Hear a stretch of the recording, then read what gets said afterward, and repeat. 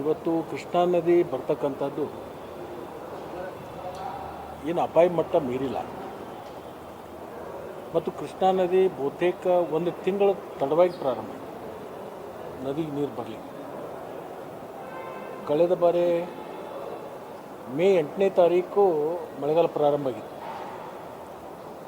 June ಮೊದಲನೇ ವಾರದಲ್ಲೇ ನೀರು ಬಂದುಬಿಟ್ಟಿತ್ತು ಸಾಕಷ್ಟು ಪ್ರಮಾಣದಲ್ಲಿ. ಈ ವರ್ಷ ಒಂದು ತಿಂಗಳ ತಡವಾಗಿ ಇವತ್ತು ನದಿ ಬಂದಿರತಕ್ಕಂಥ ಕೃಷ್ಣಾ ನದಿ ಸಂಪೂರ್ಣ ಬತ್ತಿ ಹೋಗಿತ್ತು. ನಾವು ವಾರದಲ್ಲಿ 2 ದಿವಸ ರೈತರ ಪಂಪ್ಸೆಟ್ಗಳಿಗೆ ವಿದ್ಯುತ್ತನ್ನು ನಿಲ್ಲಿಸಿಬಿಟ್ಟಿದ್ದೀವಿ. ಈಗ ನೀರು ಬರೋದರಿಂದ ಮತ್ತಷ್ಟು ನಮಗೆ ಅನುಕೂಲ ಆಗಿದೆ. ಮತ್ತು ನಿಮ್ಮ ವರದಿಗಳ ಪ್ರಕಾರ ನೀವೇನು ಇವತ್ತು ಬರ್ತಾ ಇದೆ ಆ ಭಾಗಕ್ಕೆ ಯಾವುದೇ ಥರದ ಅಂಥ ಹಾನಿ ಆಗ್ತಕ್ಕಂಥ ಪ್ರಶ್ನೆನಿಲ್ಲ. ಕೃಷ್ಣಾ ನದಿಗೆ ಯಾವತ್ತೂ ಸುಮಾರು 4 ಲಕ್ಷ ಕ್ಯೂಸೆಕ್ಸ್ ನೀರು ಬರಲಿಕ್ಕೆ ಪ್ರಾರಂಭ ಆದರೆ 4 ರಿಂದ 5 ಲಕ್ಷ ಕ್ಯೂಸೆಕ್ಸ್ ಬರಲಿಕ್ಕೆ ಪ್ರಾರಂಭ ಆದಾಗ ಮಾತ್ರ ನಾವು ಜಾಗೃತರಾಗಬೇಕಾಗ್ತದೆ.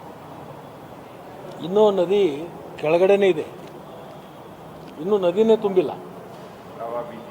ಪ್ರವಾಹದ ಭೀತಿ ಪ್ರಶ್ನೆನೇ ಬರೋದಲ್ಲ. ಈಗ ನಾವು 5 ಲಕ್ಷ ಕ್ಯೂಸೆಕ್ಸ್ ಯಾವಾಗ ದಾಟ್ತೀವಿ ಅವಾಗ ಸ್ವಲ್ಪ ನಮಗೆ ಅಪಾಯ ಮಟ್ಟಕ್ಕೆ ಬರುತ್ತೆ.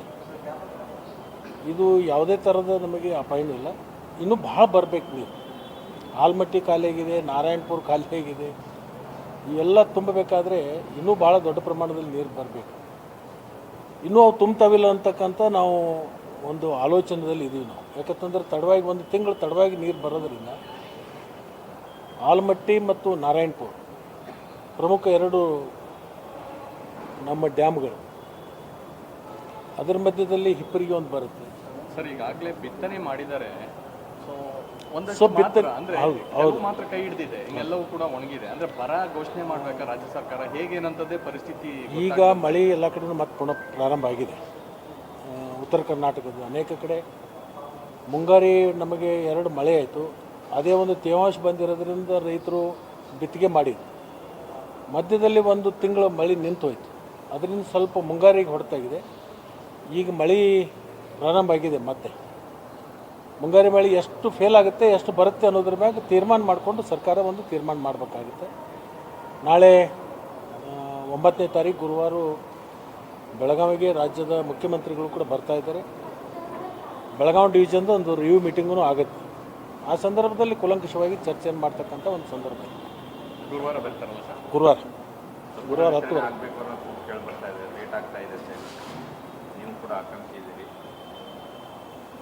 224ರಲ್ಲಿ ಯಾವ್ಯಾವ ಪಕ್ಷ ಅಧಿಕಾರಕ್ಕೆ ಬರುತ್ತೆ ಎಲ್ಲ ಶಾಸಕರು ಆಕಾಂಕ್ಷಿಗಳಿದ್ದೇವೆ. ಅದನ್ನು ತೀರ್ಮಾನ ಮಾಡೋದು ರಾಷ್ಟ್ರೀಯ ಪಕ್ಷಗಳು ಯಾವಾಗಲೂ ಹೈಕಮಾಂಡು ಮತ್ತು ಮುಖ್ಯಮಂತ್ರಿಗಳು, ರಾಜ್ಯದ ಅಧ್ಯಕ್ಷರು ಕೂಡಿಕೊಂಡು ಒಟ್ಟಿಗೆ ತೀರ್ಮಾನ ಮಾಡ್ತಕ್ಕಂಥ ಕಾಲವಿದೆ. ಬಹುತೇಕ 10 ರಿಂದ 15 ತಾರೀಕದೊಳಗೆ ಮಾಡ್ಬೋದು ಅಂತಕ್ಕಂಥ ನಿರೀಕ್ಷೆ ಇದೆ. ಇಲ್ಲಿವರೆಗಿನ್ನ ಆಲೋಚನೆ ಮಾಡಿಲ್ಲ, ನೋಡೋಣ.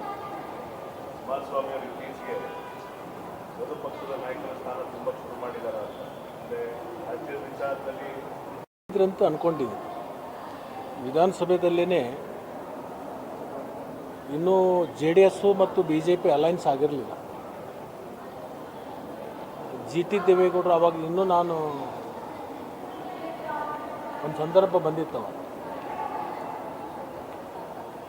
ಅವಾಗೇನಾಗಿತ್ತಂದರೆ ಭಾರತೀಯ ಜನತಾ ಪಕ್ಷದ ಅಧ್ಯಕ್ಷರ ಆಯ್ಕೆ ಆಗಿರಲಿಲ್ಲ, ವಿರೋಧ ಪಕ್ಷ ನಾಯಕನೂ ಆಯ್ಕೆ ಆಗಿರಲಿಲ್ಲ.